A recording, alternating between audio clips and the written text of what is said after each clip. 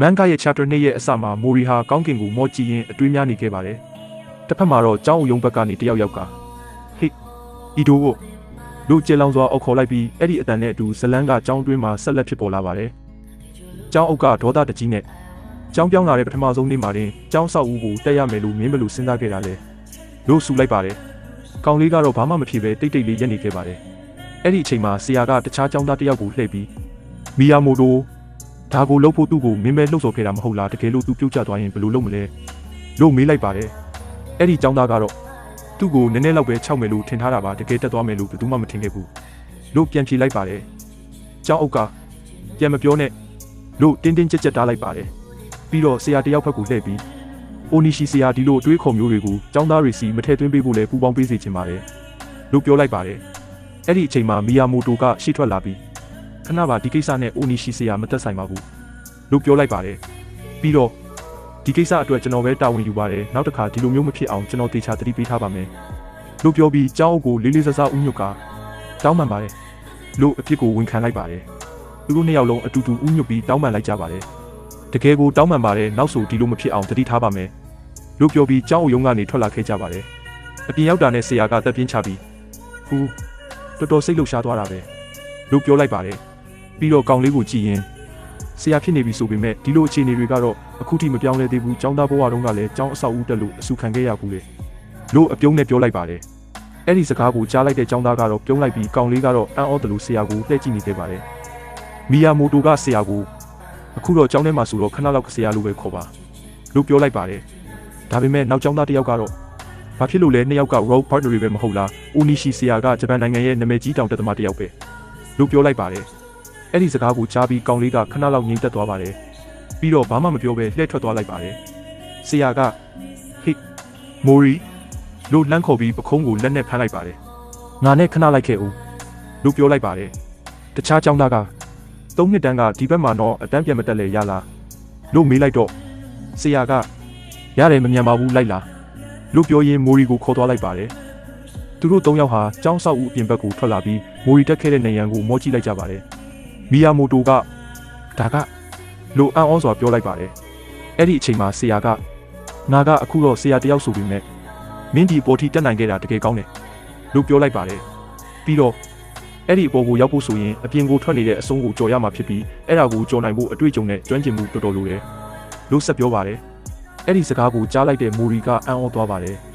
ဆရာကတော့မိုရီကိုလှည့်ကြည့်ပြီး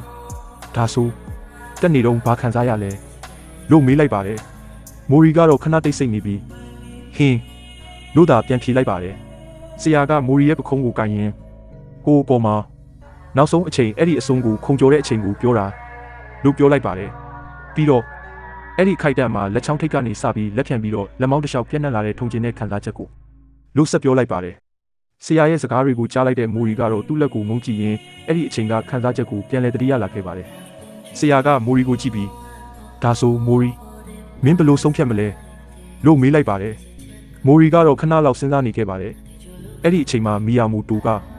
တကယ်ကိုခေါင်းမာတဲ့ကောင်ပဲလို့ပြောရင်းမိုရီစီလျှောက်လာခဲ့ပါတယ်ပြီးတော့လိုက်မလားမလိုက်ဘူးလားအခုတော့မင်းရဲ့ဖုန်းနံပါတ်ပေးလို့ပြောလိုက်ပါတယ်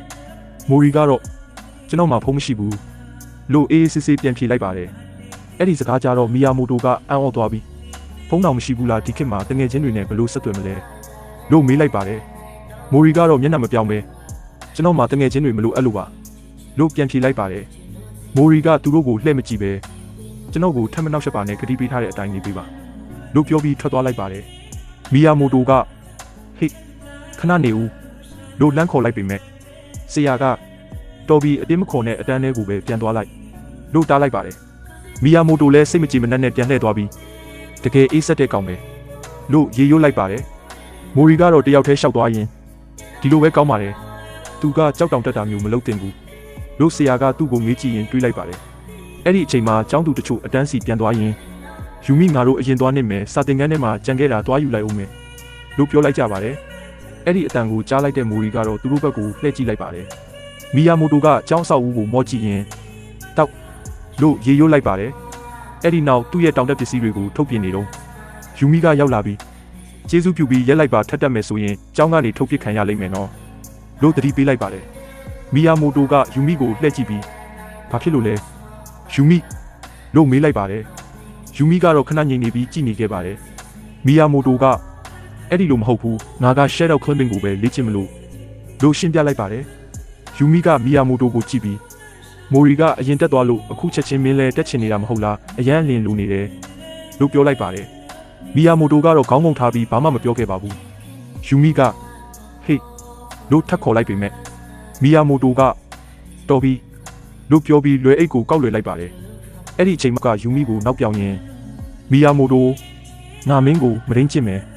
လို့អော်လိုက်တာကြောင့်ယူမီကလမ်းអော်ပြီးထွက်ပြေးသွားခဲ့ပါတယ်မီယာမိုတိုကတော့အဲ့ဒီဘက်ကိုတော့လှည့်မကြည့်ပဲငါသွားတော့မယ်ပြဿနာတွေကိုမေးပြီးကြောက်တောင်တက်လိုက်အောင်မယ်လို့ပြောရင်းထွက်သွားခဲ့ပါတယ်ထွက်သွားရင်သူ့ဘာသာသူအဲ့ဒီနေရာကအခုမှစားတဲ့သူတွေအတွက်ပဲတင့်တော်တဲ့ကြောက်တောင်ပဲလို့ရေရိုးလိုက်ပါတယ်မြင်ကွင်းကတာကာတူရီတောင်ဘက်ကိုပြောင်းသွားပါတယ်မိုရီဟာကြောပိုးအိတ်ကိုဘေးမှာချထားပြီးကြောက်နေရန်ကြီးရှိမှရက်ကတောင်တစ်ခုလုံးကိုတိတိကျကျမော့ကြည့်နေခဲ့ပါတယ်ကြောက်နေရန်ရဲ့အမြင့်နဲ့ပုံသဏ္ဍာန်ကိုတိတ်တဆိတ်အကဲခတ်နေတဲ့မိုရီရဲ့မျက်လုံးတွေကတဖြည်းဖြည်းပြောင်းလဲလာပါတယ်သူရှိမှတော့မမမရက်တည်နေတဲ့ကြောက်တောင်ကြီးကသူ့ကိုစောင့်ကြိုနေတယ်လို့ဖြစ်နေခဲ့ပါတယ်မိုရီဟာကြောက်တောင်ကြီးရဲ့အောက်မှာတိတ်တဆိတ်ရက်နေပြီးအမြင့်ကိုမျက်စိမခွာပဲစိုက်ကြည့်နေတဲ့သူရှိကကြောက်နေရန်ကြီးဟာမိုးထီအောင်မြင်မှပြီးလူတစ်ယောက်အတွက်မဖြစ်နိုင်လောက်တဲ့စင်ခုံမှုတစ်ခုလို့ထင်ရတယ်သူကဖြည်းဖြည်းချင်းရှေ့တိုးလာပြီးကြောက်မျက်နှာပြင်ကိုလက်ဖွားနဲ့ထိလိုက်တဲ့အေးဆက်ပြီးကြမ်းတမ်းတဲ့ကြောက်သားရဲ့အထီးတွေကသူ့ခန္ဓာကိုယ်တစ်လျှောက်စီးဆင်းသွားတယ်လို့ခံစားလိုက်ရတယ်။မိုရီရဲ့မျက်လုံးတွေကတဖြည်းဖြည်းပြောင်းလဲလာတဲ့ကြောက်ရွံ့မှုမဟုတ်တော့ပဲစိတ်လှုပ်ရှားမှုမျောလင်းချက်နဲ့ရင်ခုန်တန်တွေပြည့်နှက်လာတယ်။ကြောက်နေရန်ကိုလက်နဲ့ပုတ်တက်ရင်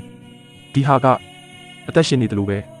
လို့သူ့စိတ်ထဲမှာခံစားမိလိုက်တယ်။တခြားသူတွေမြင်တာကကြောက်တုံးတုံးပဲဒါပေမဲ့မိုရီအတွက်တော့ဒီကြောက်တောင်ကြီးကသူ့ကိုဖိတ်ခေါ်နေတဲ့သက်ရှိတစ်ခုလို့ခံစားရတယ်။အဲ့ဒီအခိုက်အတန့်မှာပဲသူ့ရဲ့ rock climbing ဘဝအစစ်အမှန်ကစတင်တော့မဲ့အရေးအယောင်တွေပေါ်လာပါတော့မိုရီဟာကြောက်နေရန်ကိုလက်ဖွားနှစ်ဖက်နဲ့အာသုံးဖန်းကင်လိုက်တဲ့ထို့နောက်ခြေပြားကိုတင်းငယ်တဲ့အထောက်နေရတစ်ခုမှတင်ပြီးကိုလေးချိန်ကိုဖြည်းဖြည်းချင်းမြောက်တင်လိုက်တယ်သူ့ရဲ့လှုပ်ရှားမှုတွေကမြည်သူမှမတင်ပေးထားပေမဲ့တဘာဝအတိုင်းတိကျနေတဲ့လက်ချောင်းတွေကကြောက်သားရဲ့အပေါက်ငယ်တွေကိုရှာဖွေဖန်းကင်နေပြီးခြေထောက်ကလည်းဟန်ချက်ညီအောင်ထောက်နေရကိုအလိုလိုရွေးချယ်နေတယ်တဖြည်းဖြည်းသူ့ခြေနှစ်ဖက်ကမြေကြီးနဲ့ကွာသွားတယ်မိုရီဟာကြောက်နေရန်မှာတွေ့ကပ်နေပြီးအဲ့ဒီအချိန်မှာသူ့မျက်နှာပေါ်မှာထိတ်လန့်မှုမရှိတော့ပဲအံ့ဩမှုနဲ့စူးစမ်းလိုစိတ်ပဲကျန်တော့တယ်ဒီခံစားချက်ကသူ့ခန္ဓာကိုယ်တစ်ခုလုံးဟာကြောက်သားနဲ့တသားလေးဖြစ်နေတယ်လို့ခံစားရပြီးအပေါ်ကိုဆက်သက်ချင်စိတ်ကပုံမူပြင်းထန်လာပါတော့မိုရီဟာကြောက်နေရန်ကိုတွေ့ကပ်ထားရင်အသက်ပြင်းပြင်းရှူနေတယ်လက်တစ်ဖက်ချင်းခြေတစ်ဖက်ချင်းကိုတေချာရွှေ့ပြီးအပေါက်ငယ်အစုံငယ်တွေကိုရှာဖွေဖန်းကင်တဲ့သူ့ခန္ဓာကိုယ်ကကြောက်နေရန်နဲ့တသားလေးဖြစ်သွားတယ်လို့လှုပ်ရှားနေပြီးအတွေ့အကြုံမရှိတဲ့လူတစ်ယောက်လို့တော့မထင်ရတော့ဘူးအမြင့်ကတဖြည်းဖြည်းတိုးလာပြီးမြမိုရီရဲ့မျက်လုံးတွေမှာတော့ကြောက်ရွံ့မှုမရှိပဲအပေါ်ကိုရောက်ချင်တဲ့စိတ်တစ်ခုပဲရှိနေတယ်ကြောက်နေရန်ကြီးအလယ်မှာသူတယောက်တည်းတွေ့ကပ်ထားတဲ့မြင်ကွင်းကသေးငယ်လုံးပေမဲ့သူ့ရဲ့စိတ်ဆန္ဒကတော့ကြောက်တောင်ကြီးလောက်ကိုကြီးမားနေပြီဒီတက်လန်းမှုဟာစမ်းသက်ကြည့်ရုံမဟုတ်တော့ပဲသူ့ဘဝကိုပြောင်းလဲပေးမဲ့ပထမဆုံးခြေလန်းတက်လန်းဖြစ်လာပါတော့တယ်မိုရီဟာကြောက်နေရန်ကိုအားကုန်ဖက်တွေထားရင်အသက်ရှူတန်တွေပုံမှုပြင်းထန်လာတယ်သူ့လက်ချောင်းထိပ်ကနေစတင်လာတဲ့ထုံကျင်မှုဟာလက်ဖြံလက်မောင်းအထိတဖြည်းဖြည်းပြန့်နှံ့လာတဲ့အစောပိုင်းမှာဆရာပြောခဲ့တဲ့စကားတွေကိုအခုမှအပြည့်အဝနားလည်သွားတယ်လက်ချောင်းထိပ်ကနေစတင်တဲ့ခံစားချက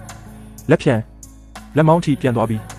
းအဲ့ဒီအချိန်မှာမိုရီရဲ့မျက်လုံးတွေတောက်ပလာတယ်။ဒါကငါအသက်ရှင်နေသေးတယ်ဆိုတဲ့သက်သေပဲ။ပင်မနေပေမဲ့သူ့ရင်ထဲမှာတော့မဖော်ပြနိုင်တဲ့ပျော်ရွှင်မှုတစ်ခုပေါက်ကွဲထွက်လာတယ်။ဒါပေမဲ့ချွေးတွေကြောင့်သူ့လက်ချောင်းတွေစတင်ချော်လာတယ်။ချို့ခြေထောက်ကလည်းထောက်ထားတဲ့နေရာကနေရှော့သွားပြီးဟန်ချက်ပြက်လူနီးပါဖြစ်သွားတယ်။မိုရီဟာကြောက်နေရန်ကိုအားကုန်ပြန်ဖမ်းဖို့ကြိုးစားရင်းကြောက်နေရန်ကိုအားကုန်ဖတ်ထားတဲ့မိုရီရဲ့လက်တွေနောက်ဆုံးမှချော်ထွက်သွားတယ်။သူ့ခန္ဓာကိုယ်ကလေထဲကိုလွတ်ကျသွားပြီးမဖြစ်ဘူးဆိုတဲ့အတွေးတော်မပြီးခင်မှာပဲအောက်ကိုပြုတ်ကျတော့မဲ့အခြေအနေဖြစ်သွားတယ်။အဲ့ဒီအချိန်မှာဟေးနိုးစမ်းလူတစ်ယောက်ရဲ့အော်တန်ကမိုရီရဲ့နားထဲဝင်လာတယ်။သူမျက်လုံးဖွင့်ကြည့်လိုက်တော့သူ့ရှေ့မှာမီယာမိုတိုကသူ့ကိုအနီးကပ်ကြည့်နေပြီးအချိန်မီဖမ်းဆွဲကယ်တင်ထားတာကိုတွေ့လိုက်ရတယ်။မိုရီကအသက်ပြင်းပြင်းရှူရင်းဘာဖြစ်သွားမှန်းနားလည်လာတယ်။မော်ဟာကြောက်နေရန်ပေါ်ကနေပြုတ်ကျသွားခဲ့ပေမဲ့ကံကောင်းစွာနဲ့အသက်မဆုံးခဲ့ဘူး။ဒဏ်ရာတွေအများကြီးရထားပေမဲ့အယိုးမကျိုးခဲ့တာကအံ့ဩစရာပဲ။အဲ့ဒီအချိန်ဆွဲထုတ်ပေးပြီးပြောလိုက်တယ်။မင်းကကံကောင်းတာပဲနည်းနည်းလေးပဲလွဲခဲ့ရင်အသက်ပြောက်သွားနိုင်တယ်။မော်ဟာကအပေါ်ကိုမောကြည့်လိုက်တော့သူပြုတ်ကျခဲ့တဲ့အမြင့်ကြီးကိုမြင်ပြီးစကားတော်မပြောနိုင်တော့ဘူး။မင်းတကယ်ပဲဒီကြောက်တောင်ကိုတက်ချင်ခဲ့တာလား။မော်ကခေါင်းငုံပြီးတိတ်တိတ်လေးနေလိုက်တယ်။အိတ်ကိုကောက်ယူပြီးပြန်လှည့်ထွက်သွားရင်ဒီနေ့ကနေသင်ခန်းစာရသွားပြီဆိုရင်ဒီကြောက်တောင်ကိုတယောက်တည်းထပ်မလာနဲ့တယောက်တည်းတက်တာအရန်အနေများတယ်။အဲ့ဒီစကားတွေကမော်ရဲ့စိတ်ထဲကိုနက်နက်ရှိုင်းရှိုင်းထိသွားတယ်။နောက်တစ်ချိန်သတိပေးလိုက်တယ်။ဒီကြောက်တောင်ကိုထပ်မလာနဲ့တယောက်တည်းတက်တာဘလောက်အနေများလဲမင်းလဲသိသွားပြီ။ဒါပေမဲ့မော်ကခတူတူပြန်ဖြေလိုက်တယ်။ကျွန်တော်မပြုတ်ကျသေးတော့အဆင်ပြေမှာပါ။ခဲကိုစိတ်ပြက်စရာကောင်းပဲ။ပြီးတော့ငါက professional ဆိုတာထက်လူသက်ကိုကဲပေးခြင်းလို့ကဲခဲ့တာ။ဒါပေမဲ့မော်ရဲ့အတွေးကတော့မပြောင်းသေးဘူး။သူ့မျက်လုံးတွေကကြောက်နေရန်ကြီးကိုစိုက်ကြည့်နေပြီးတနေ့ကျရင်ဒီကြောက်တောင်ကိုငါတယောက်တည်းအောင်မြင်မြင်တက်ပြမယ်လို့တိတ်တိတ်လေးဆုံးဖြတ်လိုက်တယ် မန်ဂရဲ့ chapter 2ဟာဒီမှာပဲအဆုံးသတ်သွားပါတယ်